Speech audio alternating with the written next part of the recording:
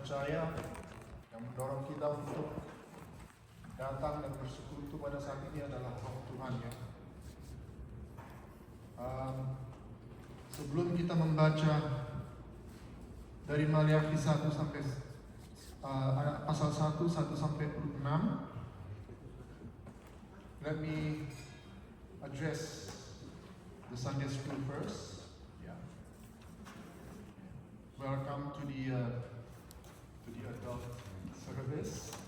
Yeah, just for today. Yeah, and right now, today we're going to talk about Malachi. Can you open Malachi 1 to 6? It's the last book of the Old Testament. Yeah. Malachi 1 to 6. It's right before the New Testament. And there's a significant things in that position of the book, yeah, that we should learn. You guys got it? Yeah? It's only 3 of you. Could you guys stand up and read it, please? It's only 6 verses. Go ahead. Yeah. Kamu juga dulu.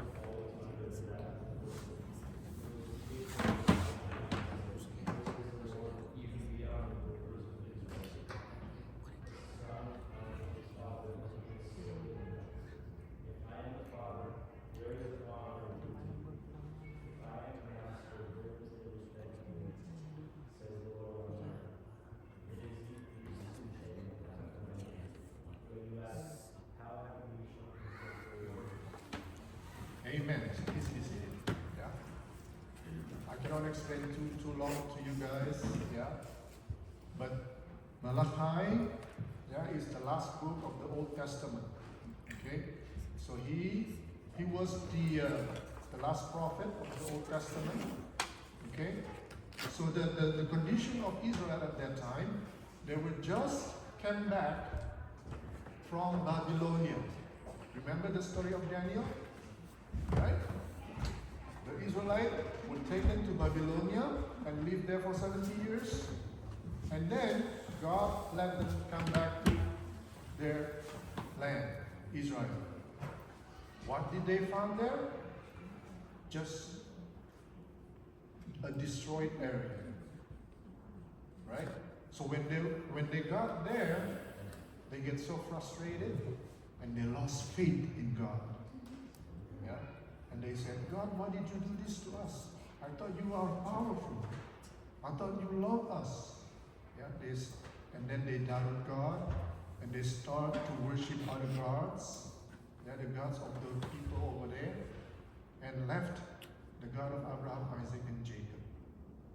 Right? And this is where God talked to them through Malachi.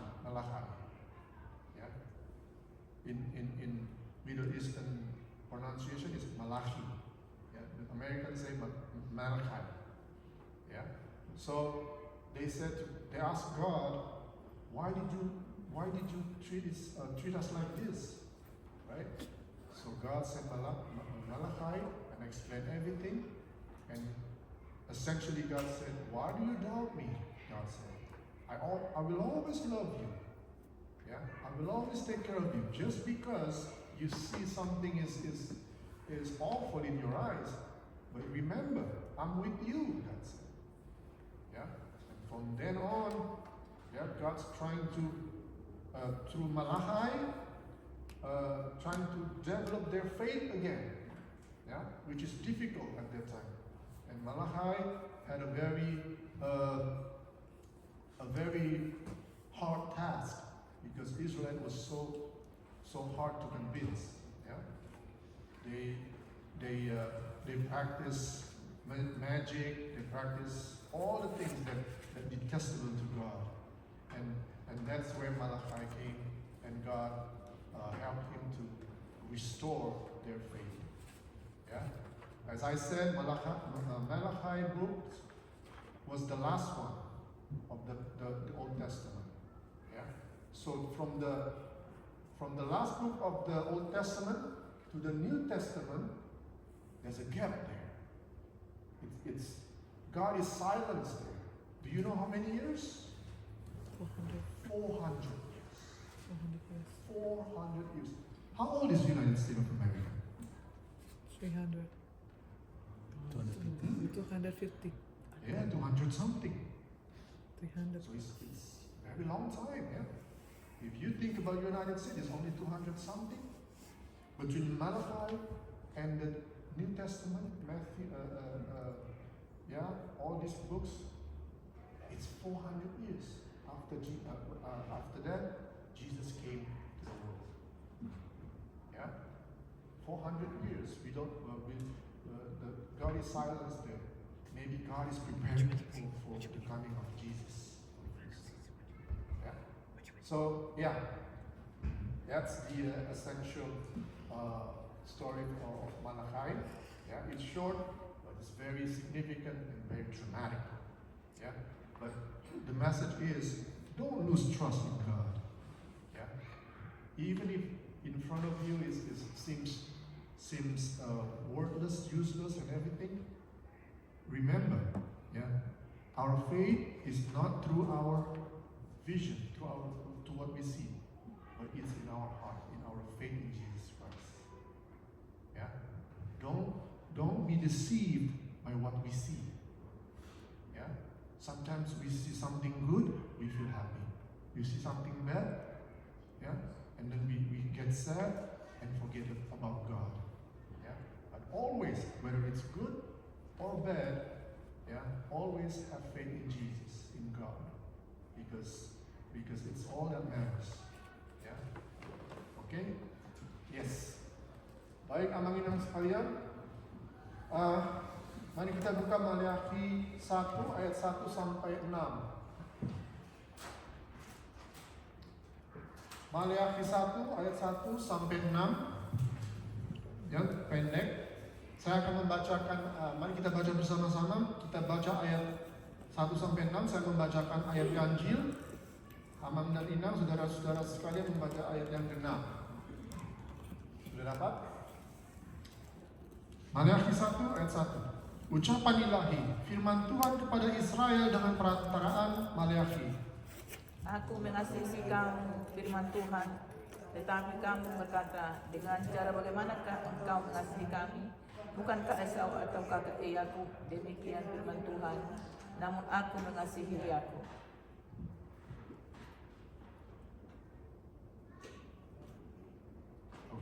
Tetapi membenci Esau.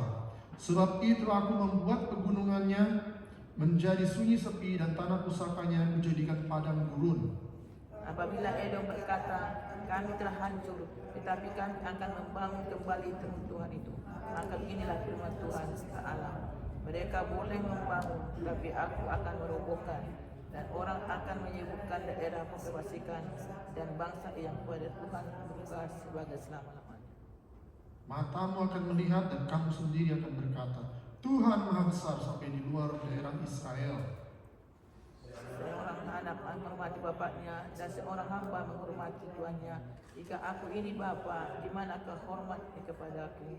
Itu jika aku Tuhan, di manakah takut yang kepada aku? Itu firman Tuhan semesta alam kepada kamu, hai para imam yang menghina namaku. Tetapi kamu berkata, dengan cara bagaimanakah kami menghina namamu? Amin. Ya. Jadi Ya, Mang jadi ini keadaan Israel pada saat itu. Ya, khotbah kita pada saat ini seperti yang dibilang di Abang Margun tadi, ibadah minggu ke-22 setelah Trinitatis, ya, dihubungkan dengan topik Tuhan mengasihi segala bangsa, atau bahasa Bataknya bilang di Haholoni Jehovah Gustalut Bangso. Ya. Jadi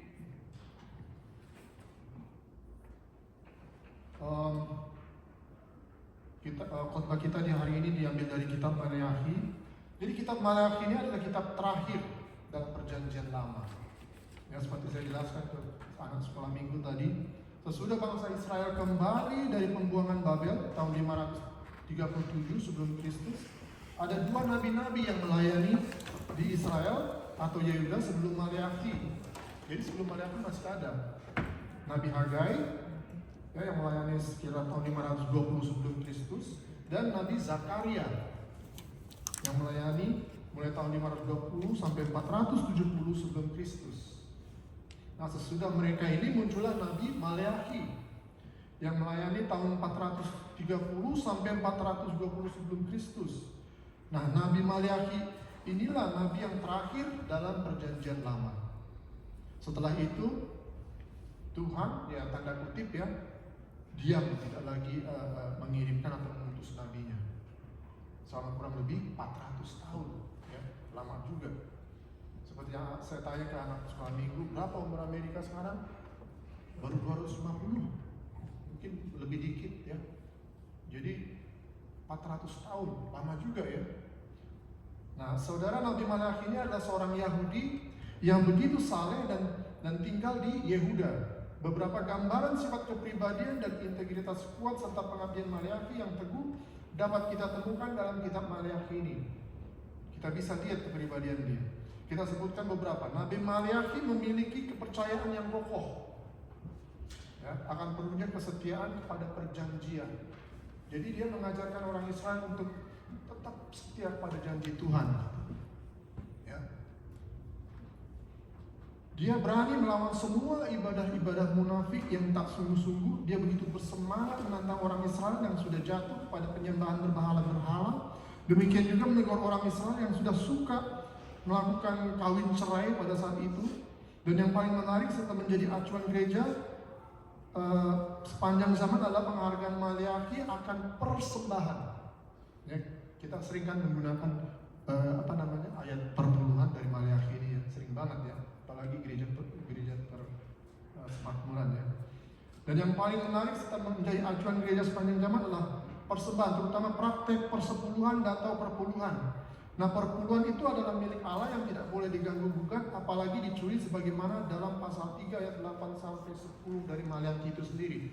Jadi semua yang diajarkan Allah kepada Israel sebelum-sebelumnya di rewind lagi, di refresh. Ya, jadi pada saat itu Israel baru balik dari Babilonia. Jadi kita ingat ya cerita dari Daniel, mereka akan dibawa berondong-berondong ke Babilonia. Sekarang dibalikin lagi. Nah, pas mereka balik ke Israel udah hancur semuanya. Dan ini membuat mereka kehilangan iman, kehilangan kekuatan iman. Ya.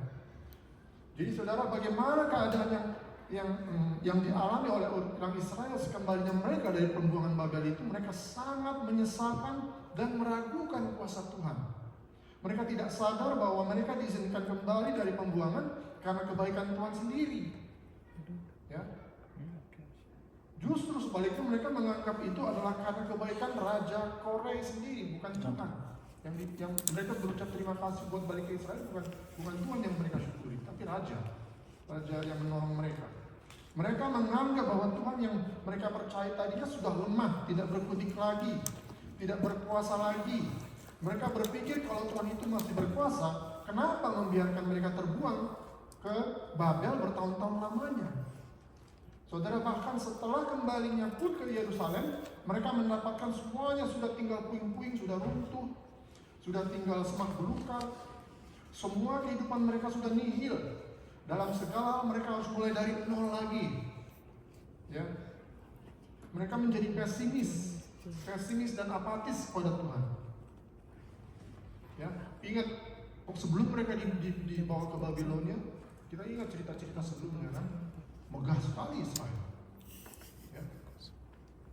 Megah sekali. Mereka sudah kehilangan kepercayaan kepada Allah Yahweh. Iman mereka begitu sangat merosot. Hukum-hukum Taurat, hukum-hukum dan Taurat Musa sudah ditinggalkan sama mereka. Ibadah hanya dilakukan asal-asalan, hanya rutinitas belaka. Hanya kebiasaan saja tanpa ada penghayatan, praktek-praktek persepuluhan atau perbulan tadi tidak lagi diberikan. Mereka sudah berhitung kepada Tuhan. Mereka menganggap semuanya itu merugikan kehidupan mereka. Apalagi dalam keadaan sulit mereka mendapatkan sumber-sumber penghasilan yang lebih udah susah. Mereka sudah lebih mempercayai Allah-Allahnya orang kafir. Ilah-ilah seperti inilah yang lebih berkuasa menurut mereka. Ya, untuk memberi rezeki dan sebagainya dibandingkan Allah mereka. Jadi banyak dari antara mereka mengalami konflik. Ya, bukan hanya konflik yang sehari-hari, tapi juga konflik iman. Ya, seperti yang saya bilang tadi, terjadi perceraian, kawin campur terhadap laki-laki dan wanita-wanita kafir. Semuanya nggak benar, hancur-hancuran. Terjadi penindasan sesama mereka, terjadi tipu menipu yang kuat, mengeksploitasi mereka yang lemah. Mereka juga menggunakan sihir-sihir, magic, kuasa gelap.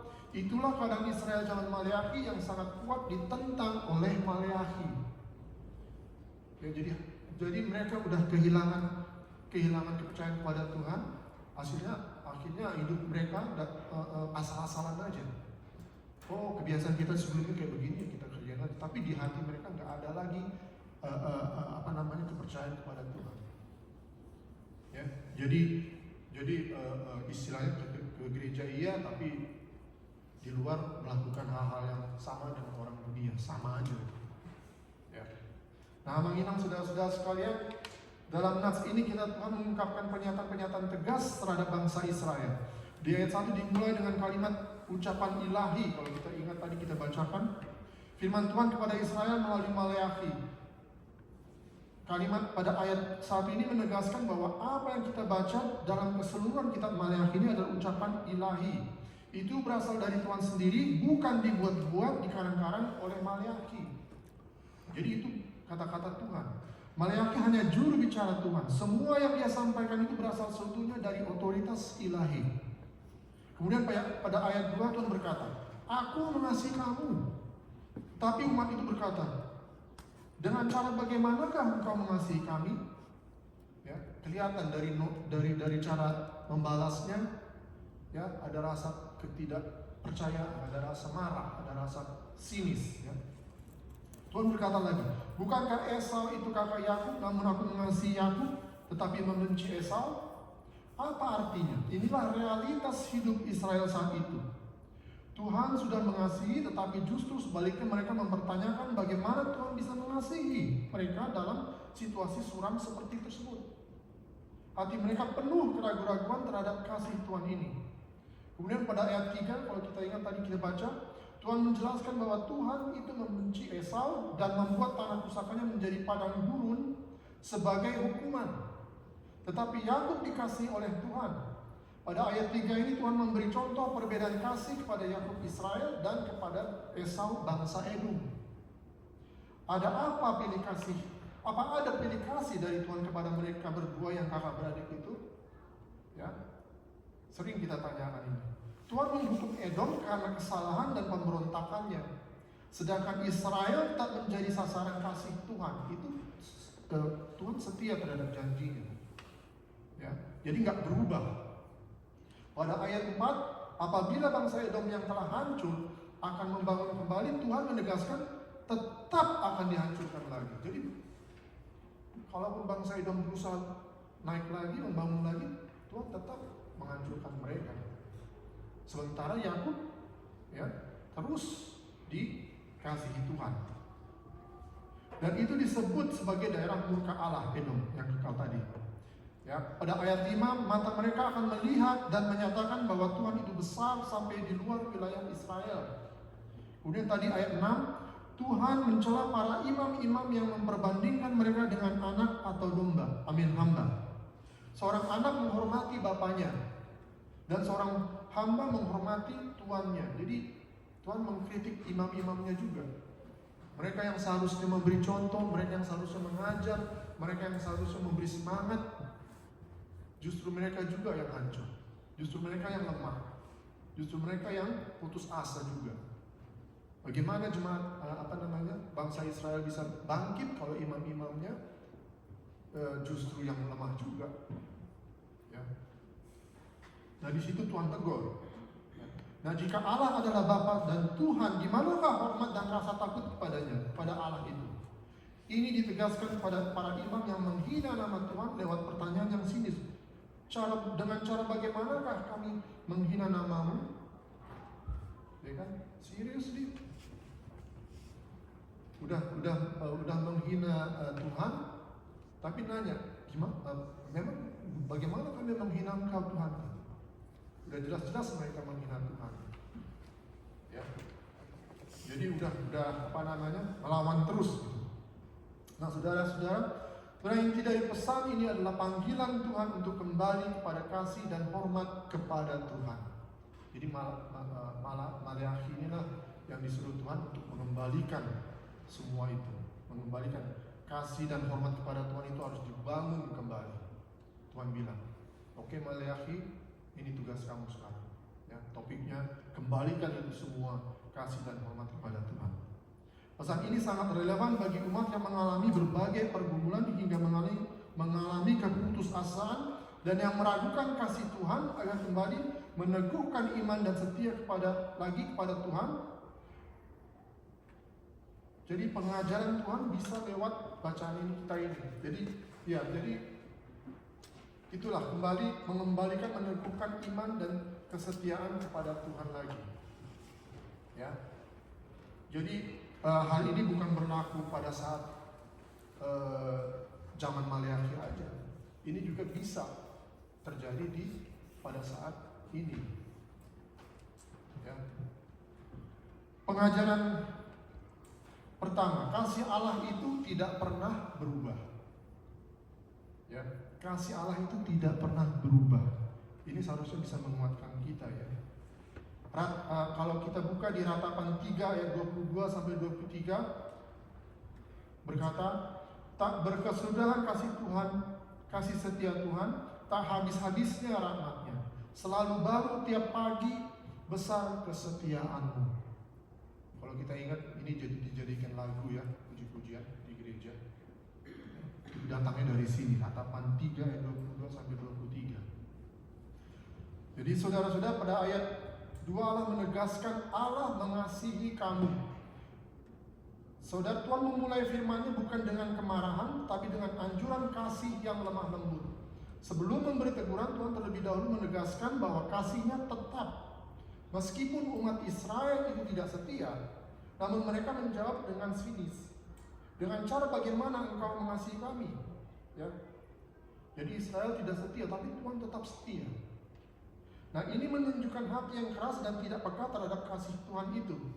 Akibat kehilangan kepekaan hati terhadap kasih Allah inilah mereka lupa bersyukur.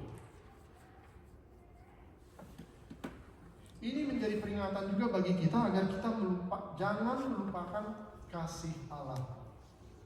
Ya. Orang yang sudah melupakan kasih Allah itu akibatnya akan lupa bersyukur, lupa berdoa, lupa mengucapkan terima kasih kepada Tuhan. Banyak orang yang sudah terbiasa menerima berkat-berkat dan itu dianggapnya sebagai hal yang biasa, ya, sehingga mereka tidak lagi pernah mensyukuri itu. Kan udah biasa, jadi nggak pernah susah, ya, jadi rasa syukurnya juga berkurang. Udah biasa. Banyak orang yang meskipun Tuhan sudah memberkati mereka setiap hari dengan nafas, kesehatan, keluarga yang baik, tentram, makan sehari-hari selalu ada, tapi masih sering juga berkata, kalau Tuhan mengasihi aku, mengapa hidupku begini-begini terus? Ya. Kenapa saya nggak bisa kayak tetangga sebelah tuh rumahnya mewah, gitu. Ya kan? Masih aja kurang. Ya. Dan Kenapa saya nggak bisa mendapatkan pekerjaan yang saya mau kok? Kerjaan yang ini nggak enak, saya mau yang kayak gitu. Sungguh terus, ya, nggak bersyukur. Ya. Nah banyak orang yang bersikap dingin, saudara-saudara, dan acuh tak acuh kepada Tuhan pada saat hidup mereka tidak sesuai dengan harapan-harapan mereka. Mereka mulai mempertanyakan kasih Tuhan. Ya. Nah saudara-saudara sekalian, kita harus sadar bahwa kasih Tuhan itu bukan selalu dalam bentuk berkat materi, dalam bentuk harta yang berlimpah-limpah, uang yang terus mengalir ya, ke dompet atau ke checking atau saving account kita gitu ya. Tiba-tiba udah kita buka bank account, udah nomor 2000 ya, 2000 dari pemerintah. Wish. Ya. Ya, jadi berkat-berkat Tuhan itu bisa dalam wujud pemeliharaan. Ada kesehatan, ada ketenangan, dan damai sejahtera dalam hidup kita. Kasih Allah bukan selalu terlihat dalam kemudahan hidup, mendapatkan pekerjaan yang hebat, tetapi justru di saat hidup kita juga diterpa oleh kesulitan, ada jalan keluar yang diberikan oleh Tuhan. Di saat belum dapat pekerjaan yang hebat-hebat atau pemeliharaan, ada pemeliharaan Tuhan yang menjaga dan menyelamatkan diri kita. Ya. Oleh karena itu, mari kita belajar melihat kasih Tuhan itu dari kehadiran Tuhan itu sendiri. Ya. Kehadiran Tuhan itu seharusnya sudah lebih dari cukup buat kita untuk membuat kita bersukacita. Of course kita perlu yang lain-lainnya. Ya. Tapi tapi Tuhan ingin kehadiran Dialah yang menjadi sumber sukacita kita. Yang lainnya itu suplemen ya, tambahan. Ya. Jadi ya, campur tangan Tuhan, ya, walau baik di kesuksesan atau di sukacita yang lainnya. Ya, kalau andai kata pun Tuhan kita mengizinkan kita harus menderita, kita pasti dimampukan untuk mengatasinya. Ingat, sering kita dengar ya bahwa firman Tuhan mengatakan ya, Tuhan nggak memberikan pencobaan ya yang melebihi kekuatan kita. Ini janjinya ke anak-anaknya ya, bukan ke orang yang di luar keluarga dia, keluarga Tuhan. Ini janji Tuhan kepada anak-anaknya. Jadi segala cobaan yang diberikan kepada kita itu Tuhan sudah ukur, gak akan melebihi kemampuan kita untuk mengatasinya. Udah pasti. Ya, dalam semua itu mari kita mengingat dan mensyukuri Tuhan setiap hari, karena kasih Tuhan itu tidak pernah berubah meskipun keadaan kita bisa saja berubah-ubah terus setiap saat. Nah, yang kedua, kasih Tuhan yang memilih dan memelihara kita. Ya. Di Roma 5 ayat 8 dikatakan, akan tetapi Allah menunjukkan kasih-Nya kepada kita oleh karena Kristus telah mati untuk kita ketika kita masih berdosa. Jadi Tuhan yang datang ke kita. Jangan menganggap kita yang datang ke Tuhan. Tuhan yang mentangkan tangannya untuk menyelamatkan kita. Ketika kita berdosa, Tuhan datang kepada kita. Ya, inilah makanya kita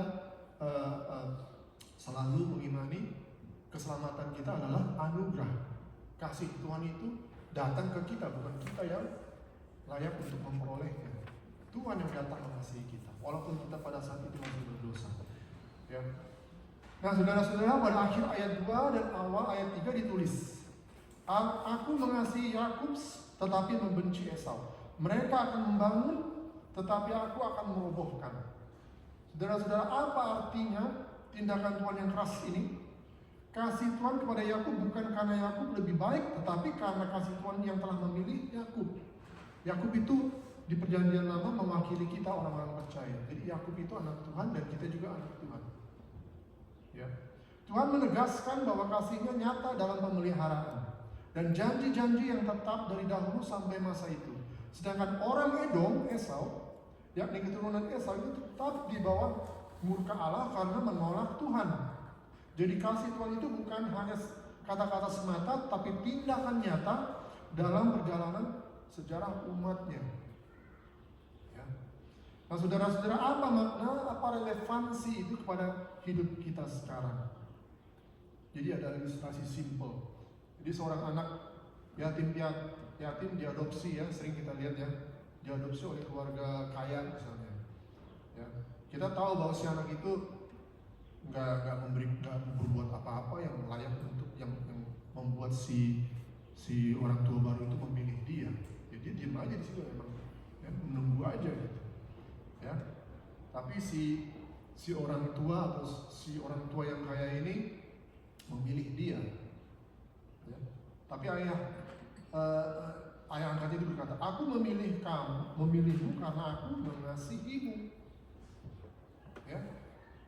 Jadi si yang orang tua yang mengadopsi itu kan nggak tahu mengenai anak itu. Dia lihat dia mengasihi dia mengasihi anak itu dan dia bawa ke keluarganya sama seperti kita.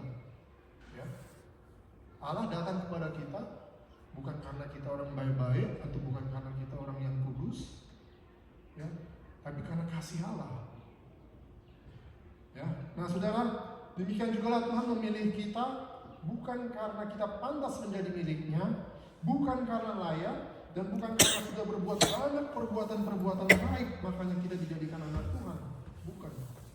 Tetapi karena kasih karunia Tuhan semata-mata atas diri kita saja. Ya. Nah, Manginang dan saudara sekalian, itu sebabnya Paulus berkata dalam Efesus pasal 2 ayat 8-9, sebab hanya oleh kasih karunia kamu diselamatkan oleh iman. Jadi tugas kita adalah tinggal beriman. Dan kasih Tuhan kita yang memilih kita itulah yang seharusnya yang membuat kita terus bersyukur dan penuh ketaatan kepada Tuhan yang nampak dalam kehidupan kita sehari-hari. Ya. Jadi maka marilah kita hidup dengan penuh rasa syukur dan kerendahan hati di hadapan Tuhan. Jadi kalau kita mengenal konsep ini, kita akan hidup dengan kerendahan hati karena kita tahu ini anugerah loh. Ya. Ini anugerah.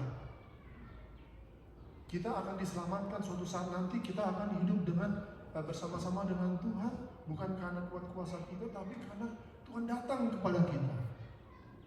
Diambil kita, diselamatkan, dibawa, dibersihkan, dimandiin, diganti baju yang bagus, dan dibawa ke kerajaan Allah. Ya. Ini seharusnya sudah cukup membuat kita bersyukur terus dalam keadaan apapun. Oke. Nah, pengajaran ketiga, jangan hilangkan rasa hormat dan takutmu kepada Tuhan. Nah, dengan keadaan seperti itu bagaimana kita memperlakukan Tuhan? Ya. Selain mengasihi Dia kembali, kita juga mau hormat dan takut pada Tuhan. Amsal 9 ayat 10 mengatakan, permulaan hikmat adalah takut akan Tuhan dan mengenal yang Maha Kudus adalah pengertian. Jadi ketika kita takut akan Tuhan, disitulah dimulai semua kebijaksanaan. Disitulah semua mulai pikiran kita menjadi tanda kutip pintar. Ya. Karena semuanya itu berasal dari Tuhan. Kalau kita belajar dari sumbernya, ya pasti kita jadi tahu semuanya. Itu inti dari Amsal 9:10 ini. Ya. Sudah pada ayat 6a ditulis di mana tadi, seorang anak menghormati bapaknya. Jika aku ini bapa, di manakah hormat yang kepadaku itu? Allah menanyakan kepada bangsa Israel melalui imam-imamnya. Ya, mana ini? Kau anakku tapi nggak menghormati aku. Coba, mana ini hormat yang seharusnya kau berikan kepada aku? Allah bilang begitu. Ya. Apa arti ungkapan hati daripada Tuhan ini? Umat Israel masih tetap melakukan ibadah dan memberi persembahan, tetapi tanpa penghormatan, tanpa kasih sejati kepada Tuhan. Ini main kasih aja nggak keluar dari hati. Semuanya mereka kerjakan karena kebiasaan aja, karena kultur aja. Ya, ini yang menjadi tugas Maleakhi pada saat itu. Ya. Nah, saudara, apa penerangan ungkapan hati Tuhan bagi kita saat ini? Banyak orang Kristen hari ini juga yang melakukan hal-hal yang sama seperti apa yang dilakukan bangsa Israel pada saat itu. Ya. Waktu yang kita berikan kepada Tuhan itu hanya yang sisa-sisa waktu saja. Kalau ada waktu berdoa, kalau ada waktu baca Alkitab. Ya. Jadi yang sisa-sisanya jadi kasih Tuhan. Ini yang mau Tuhan ajarkan kepada kita. Ya. Ya, ibadah hanya sebagai dianggap rutinitas, bukan dilatar belakangi, dimotivasi untuk berjumpa dengan pribadi Allah. Banyak di antara orang Kristen yang lebih menghormati manusia, misalnya lebih menghormati misalnya idolanya di YouTube atau di TikTok ya, atau di sosial media atau politikus-politikus. Nah, itu dihormatin, bahkan terus atau pengajar-pengajar tertentu ya, daripada menghormati Tuhan sendiri. Itu sebabnya Tuhan menegur umat-umatnya dan juga menegur kita yang berpikiran, berperilaku seperti itu. Jadi walaupun materinya beda, perjanjian lama dengan perjanjian pada saat ini, tapi karakternya sama. Ya, tidak ada hormat, tidak ada kasih kepada Tuhan. Ya, jadi saudara-saudara, ingatlah kalau Tuhan menegur orang seperti itu bukan karena ia harus penghormatan, tetapi karena ia layak untuk dihormati. Ya. Kalau manusia minta dihormatin, ya bisa dibilang harus hormat. Tapi kalau Tuhan bilang meminta hormat kepada dia, itu memang layak bagi dia untuk dihormati, layak bagi dia untuk meminta ciptaan-ciptaannya, anak-anaknya untuk menghormati dia. Tuhan mengingatkan kita lewat Yesaya pasal 29 ayat 13. Bangsa ini memuliakan aku dengan bibirnya, padahal hatinya jauh daripadaku. Pada saat Yesaya juga terjadi hal yang sama. Ya, praktiknya juga sama. Hanya memuliakan Tuhan melalui bibir aja, tapi di hatinya jauh daripada. Nanti di perjanjian baru juga terjadi juga, tapi yang negor pada saat itu Yesus Kristus sendiri. Ya. Kalau kita ingat di cerita di perjanjian baru, ya, imam-imam semua, Farisi dan sebagainya, semuanya melakukannya untuk mencari puji-pujian dari jemaat, dari orang Israel. Bukan melakukannya untuk menghormati atau mengasihi Tuhan. Ya. Nah, Tuhan berkeinginan saudara-saudara agar kita memberi yang terbaik dari hidup kita sebagai ungkapan hormat, ucapan syukur kita kepada Allah. Dan itu bisa kita lakukan dalam berbagai-bagai wujud. Misalnya memprioritaskan waktu kita bagi Tuhan dengan beribadah, bermeditasi, mendalami firman Tuhan, bukan sekedar menghabis-habiskan waktu, tapi betul-betul kita ingin mau bertemu dengan Tuhan, menghormati Tuhan lebih daripada menghormati idola kita di dunia ini. Ya. Tuhan mau agar kita menghormati Dia lebih daripada menghormati misalnya atasan-atasan kita, pemimpin-pemimpin kita. Ya. Misalnya jangan melakukan perintah atasan kalau memang kita sudah sadari perintah itu bertentangan dengan kehendak Tuhan. Ini sering menjadi contoh buat kita ya. Kadang-kadang atasan kita atau pemerintah kita atau pemimpin kita melakukan hal-hal yang di luar firman Tuhan. Kadang-kadang kita bertanya-tanya, kita jalanin apa enggak ya? Tapi ada kebijaksanaan yang Tuhan berikan kepada kita ya, kapan kita mengikuti perintah tersebut, kapan tidak, dan itu semua diajarkan oleh Tuhan. Nah, pengajaran keempat, Tuhan menegur sikap formalisme rohani, jadi sekedar formalitas aja gitu ya. Di Yakobus 1 ayat 7-8, orang yang demikian janganlah mengira bahwa ia akan menerima sesuatu dari Tuhan. Di Yakobus 1 ayat 7-8. Sebab orang yang mendua hati tidak akan tenang dalam hidupnya. Sekali lagi saya baca, orang yang demikian janganlah mengira bahwa ia akan menerima sesuatu dari Tuhan. Orang yang half-hearted, yang mendua hati. Sebab orang yang mendua hati tidak akan tenang dalam hidupnya. Karena dia nggak punya kekuatan, nggak punya fondasi. Kadang-kadang ke kanan, kadang-kadang ke kiri, kadang-kadang diterima, kadang-kadang enggak, nggak punya ketetapan. Ya. Nah, kita harus ingat bahwa ayat 6 itu diarahkan ke imam-imam Israel pada saat itu. Ya, jadi orang-orang yang sudah tahu pelayanan, orang-orang yang sudah tahu melayani Tuhan pada saat itu. aktif dalam pelayanan tapi hati jauh dari penghormatan sejati. Ini Tuhan tegur. Jadi di ayat 6b tadi, Tuhan langsung menegur para pelayan di bait Allah, yakni para imam-imam tadi. Bagaimana kehidupan para imam-imam saat itu? Imam sebenarnya adalah, secara umum ya, sebenarnya adalah pemimpin rohani umat Tuhan. Mereka bertugas mempersembahkan korban, mengajar Taurat, dan menjaga kekudusan ibadah. Nah, ini imam-imam pada saat itu. Para pelayan-pelayan di bait Allah, yakni para imam-imam itu seharusnya menjadi teladan, menjadi panutan dalam menghormati dan menakuti Allah. Namun dalam konteks Maliaki ini, justru mereka lah yang mempermalukan nama Tuhan pada saat itu. Mereka memberi korban, tapi korban yang cacat. Mereka menjadikan ibadah itu hanya sekedar rutinitas sehingga kosong. Bukan persembahan hormat yang mereka lakukan itu bagi Tuhan. Mereka tidak takut lagi, tidak gentar lagi kepada Allah.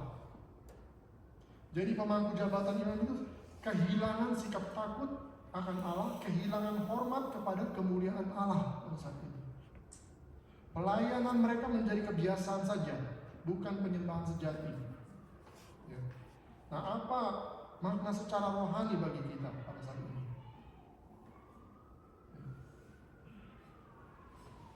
Pertanyaan retoris Tuhan yang tadi kita baca ya, jika aku ini Bapa, di manakah hormatmu? Nah, ini mau mengingatkan kita, Allah itu bukan hanya objek pelayanan, tetapi pribadi yang layak disembah dan dihormati. Ya. Jadi ini menegaskan bahwa kadang-kadang banyak kita melayani, tapi rasa hormat dan penyembahan itu nggak ada, tapi kerjain aja gitu. Ya, suruh ini dia kerjain, suruh itu mau, tapi nggak ada karakter penyembahan dan penghormatan ketika melakukan itu. Ya, karena itu sesuatu yang baik aja gitu. Karena itu bagus untuk everybody gitu kan, kerjain. Tapi bukan karena ada hati yang benar-benar ingin melakukannya untuk Tuhan.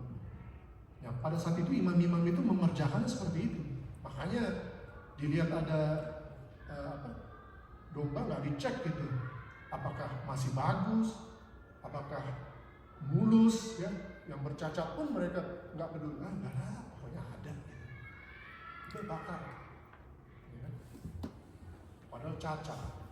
Gimana Tuhan bisa, ya makanya Tuhan, wah, ngeri kali, milik kayak disepelekan, persembahan untuk saya, Tuhan bilang gitu. Ya, sama juga itu juga berlaku pada kita. Ya, nah jadi sekarang periksalah motivasi pelayanan dan ibadah-ibadah kita. Apakah kita melayani Tuhan? Apakah kita beribadah kepada Tuhan? Apakah hanya sekedar rutinitas? Nah, ini menyingkapkan krisis rohani di balik aktivitas keagamaan, ya, yang nampak saleh. Oke, ya. Nah, saudara-saudara, apa relevasi teguran Tuhan ini bagi kita di saat sekarang ini? Nah, para pelayan Tuhan kita juga bisa jatuh dalam bahaya-bahaya yang sama, dosa yang sama. Tuhan menegur formalisme rohani yang seperti ini. Ya, ini orang aktif di gereja atau organisasi rohani lainnya, ya, tetapi ya seperti yang saya bilang tadi, ya, gak ada rasa hormat, gak ada rasa kasih kepada Tuhan, kerjain aja karena itu sesuatu yang baik untuk dilakukan. Ya. Nah, jadi aman dan kalian sadarilah, ini seruan juga kepada hamba-hamba Tuhan pada saat ini. Tuhan tetap menuntut pelayanan yang berasal dari hati, yang hormat, yang tulus, ikhlas, dan betul-betul takut akan Tuhan. Penuh doa dan penuh kerendahan hati, kesungguhan hati. Dan bagi kita semua umat percaya, khususnya jemaat biasa, kita semua adalah imam. Dalam 1 Petrus pasal 2 ayat 9 dikatakan bahwa kita adalah imamat rajani yang menjaga kekudusan. Saudara-saudara, setiap orang percaya dengan demikian adalah imam Tuhan di tengah-tengah dunia ini. Ya. Jadi ingat, jumlah orang yang gak percaya kepada Tuhan jauh lebih banyak daripada orang yang percaya. Jadi setiap orang percaya yang datang ke tengah-tengah orang yang tidak percaya dan menginjil, itu menjadi imam bagi mereka. Ya. Jadi panggilan untuk menghormati Tuhan berlaku bagi setiap orang Kristen. Nah, ketika dalam pekerjaan, bekerjalah dengan integritas dilatar belakangi oleh penghormatan kepada Tuhan. Ketika kita beribadah, berilah atau sediakanlah waktu yang terbaik dalam hati. Bahkan juga ketika kita melakukan aktivitas sehari-hari. Kadang-kadang kita menganggap pendeta, parhalado atau penginjil, ya, pasti mereka inilah yang orang-orang yang dikasihi Tuhan, yang nanti Tuhan hargai banget. Enggak juga, ya. Ibu rumah tangga, pekerja kantor, pekerja biasa, tapi ketika melakukannya untuk Tuhan dan terus bersaksi pada Tuhan, sama itu nanti posisinya, ya, di kerajaan surga. Jadi jangan anggap remeh posisi kita di dunia ini sebagai anak-anak Tuhan. Ya. Saya juga sering berpikir dulu, wah aku nggak ada bandingannya deh dibanding pendeta, dibanding penginjil, dibanding pengajar di seminari, gitu. Apalah saya gitu. Tapi setelah kita belajar akan firman Tuhan, kita langsung sadar, semuanya Tuhan anggap sama. Artinya bukan apa ya? Artinya ketika kita memberikannya kepada Tuhan, itu Tuhan mengasihinya sama. Ya.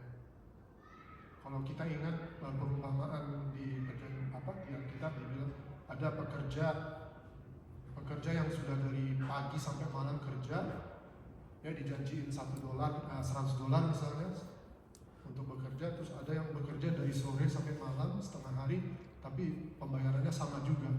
Terus yang kerja dari pagi sampai malam protes, kok sama sih gajinya saya sama dia?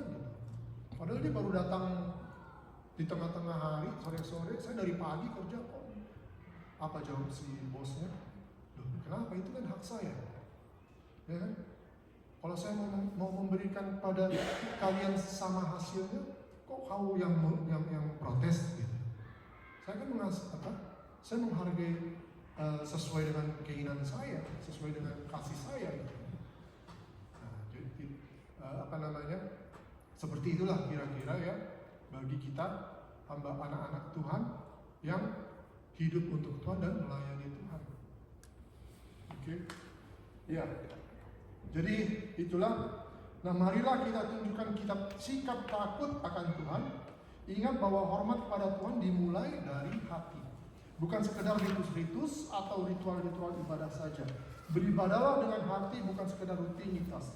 Tuhan lebih suka hati yang tulus daripada upacara-upacara, ritual-ritual yang megah-megah. Apapun yang kita lakukan, itu entah pelayanan, entah pemberian persembahan, entah itu kita memberikan sumbangan-sumbangan untuk gereja atau untuk orang lain, semua itu harus kita lakukan seperti untuk Tuhan. Sebagaimana tertulis dalam Kolose pasal 3 ayat 23, hormat kepada Tuhan berarti menempatkan Tuhan itu nomor 1 dalam segala hal. Tuhan adalah nomor 1 dalam kehidupan kita. Maka Tuhan mengasihi segala bangsa. Ya.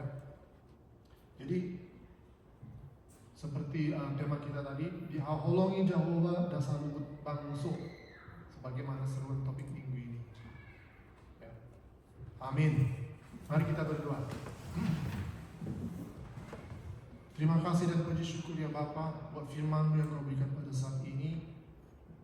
Kami bersyukur ya Bapa bahwa Engkau menghargai semua anak-anak-Mu di tempat ini dengan bagian pelayanan mereka masing-masing, dengan kehidupan yang berbeda-beda, tapi semua anak-anak Tuhan Engkau kasihi dan semuanya Engkau hargai, semuanya Engkau terima. Karena memang apa yang kami lakukan ya Bapa dalam kehidupan kami bukan karena kekuatan kami, tapi karena kasih karunia. Karena Engkau yang memberikan kekuatan kepada kami untuk bisa hidup untuk Engkau dan melayani Engkau di kapasiti kita masing-masing. Karena semua anak-anak-Mu mempunyai karakter yang berbeda. berbeda-beda, talenta yang berbeda-beda, posisi yang berbeda-beda, dan lain sebagainya. Terima kasih ya Bapak, karena kasih-Mu yang setia kepada kami, dan biarlah kami juga dapat setia mengasihi Engkau. Dalam nama Tuhan kami Yesus Kristus kami ucap syukur dan berdoa. Amin.